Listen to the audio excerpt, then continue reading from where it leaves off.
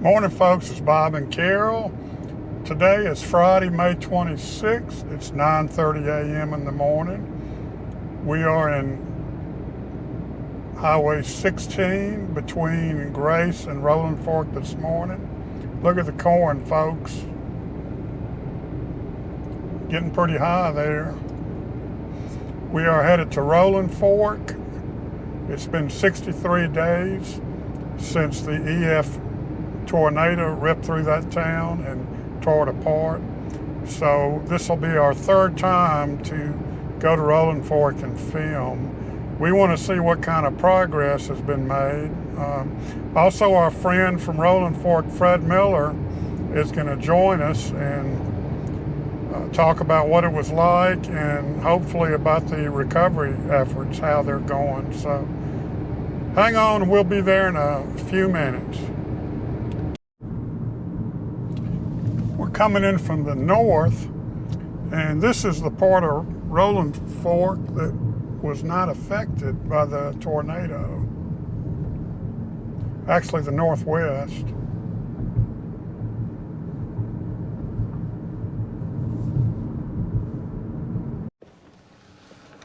Yeah, it's constant. Say hello, Fred, to the Hi, to the I'm Fred viewers. Miller. I'm former mayor of Rolling Fork. Well, things look greener. Well, they do look greener. You know, there's still a lot of debris to be picked up. All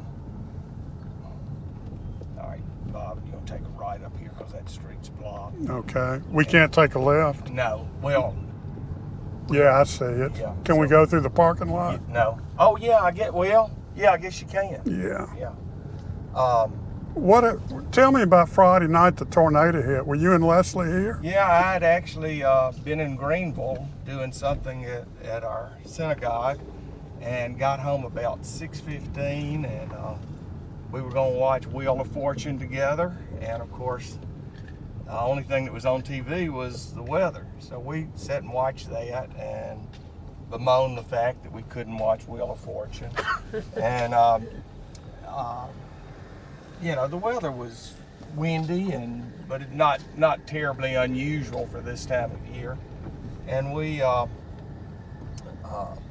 decided to go. She went in one room to watch television. I was watching the weather and reading a book. And at 7:53, it came on across my phone, and then immediately on the television, that a tornado was sighted on the ground 2 miles southwest of Rolling Fork and would be in town within the next 8 minutes. Oh my gosh. And exactly at 8:01, the tornado hit. Well, Leslie and I had gotten into a center bathroom and the electricity had gone out, but we had some lanterns with us, and it was this terrible roar, and then our house just started shaking like you were shaking a Coke bottle or something.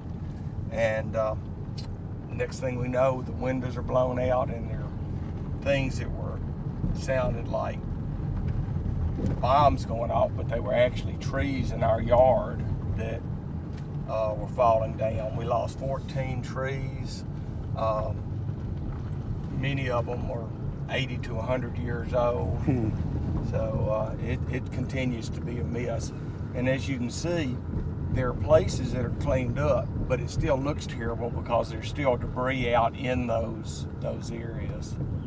Oh, there goes my kitty. Is that your kitty? That's my kitty across the street from where he's supposed to be. Well, that's okay. Leslie will be glad I saw him. What about, you think, I know they probably hadn't thought about this yet, or it's a low priority, but what about replanting trees? Well, you know, I guess that's going to be something we do. I told somebody that at our yard, which we're getting ready to go past our house, we didn't have a lot of damage to the house, but we had a terrible amount of damage to the yard, to the trees, to fencing that we had. You can see the stumps that we're going to go by that are basically the root ball of some of the trees, and they were huge. Humongous. So this is our house here, Right here? right here. The white one or the one we No, just passed? the Oh, okay. The one we just passed. And this is Attorney Charles Weisinger's house. Okay.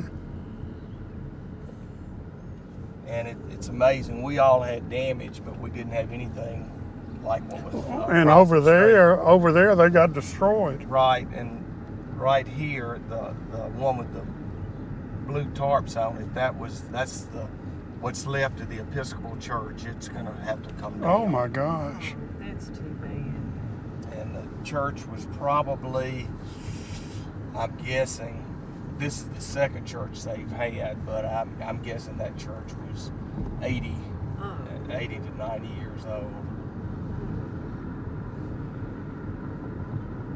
Good Lord. You know, in town, we lost probably 50% of our homes initially, and then the ones that are being raised now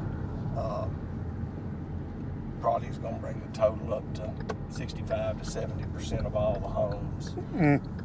Do you know where the people are staying that Well, are they've displaced, or- been staying in hotels in Vicksburg and Greenville, and my understanding is that ends this week. Now they may have pushed it on for another week, but my understanding is that FEMA is bringing in trailers the end of this week, which is today, or into next week. Now, I think this area of town got hit the worst, Fred. Is this where the very worst? We're facing due west now. Right. And the storm came in from the southwest, as tornadoes normally do. So it came in from down there? That's correct. And it went through a portion of town, a little community called Pinkinsville, destroyed it, and then just came through. But you can see that as it came through and just destroyed house after house, then there's still other houses that are standing. And nobody can really explain that. Well, you know, Yeah. it jumped over. You know, in my yard, we talked about trees. I'll never see a full-grown tree in my yard Right, again. right. But you know, we were fortunate. The insurance claim is high, but it's you know, not bad. One of the problems in Rolling Fork is we have extremely high poverty. About 38% of the people live in poverty. Per capita income is terribly low, and we're going to have to replace housing that is low in value with new construction, which is going to be high. So someone that builds is able to get into a house that's costing $200,000 to get into. If it's new construction, it's going to be worth about half of that the day it moves in. Mm. So we've had some people that have said they're leaving strictly because of that. They don't want to put $400,000 into a home and then have it walk into it and know they're already underwater on their home. So this is basically the southwest corner of Rolling Fork, and almost all of these houses were either destroyed or in just terrible shape. Our bank had 31 employees. 11 of them lost their homes. Good gosh. Wow. This was just a middle-class subdivision in here, and you can see house after house that's just gone. And these were not houses that were raised. These were houses that were just Blown down by the blown down by tornado. the tornado. Good. All of them are brick homes. One of my employees lived right here on this block. But the slab. That's it. And if you turn back to the southwest, there were homes and trailers all back in there. Oh, and that's what we gosh. call Pinkinsville. Oh, okay. Can't go this way. I can't. No, well, you can, but it's a dead end. Oh, okay.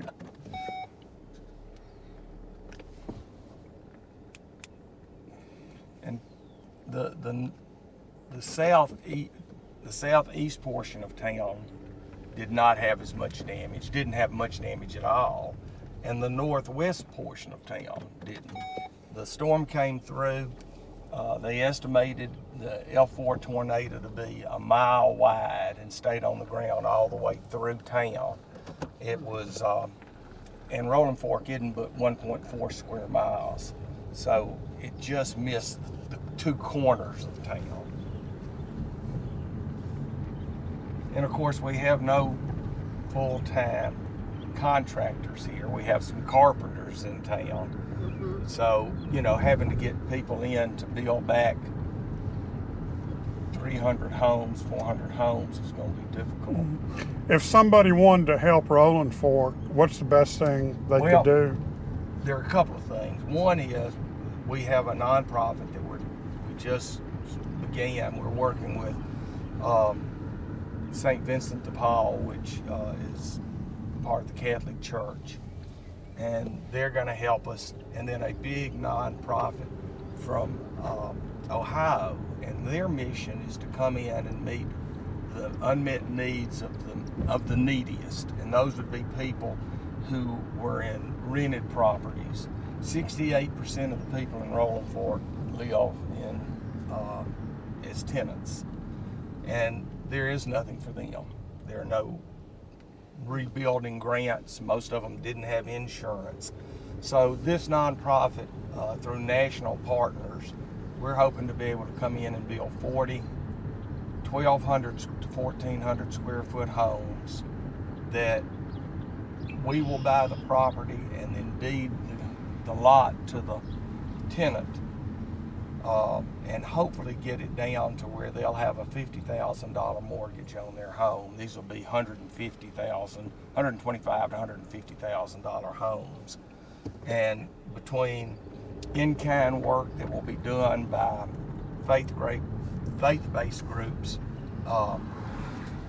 they hope to have it down to $50,000, and they're going to finance it for the people at 0% interest for 20 years. That's great.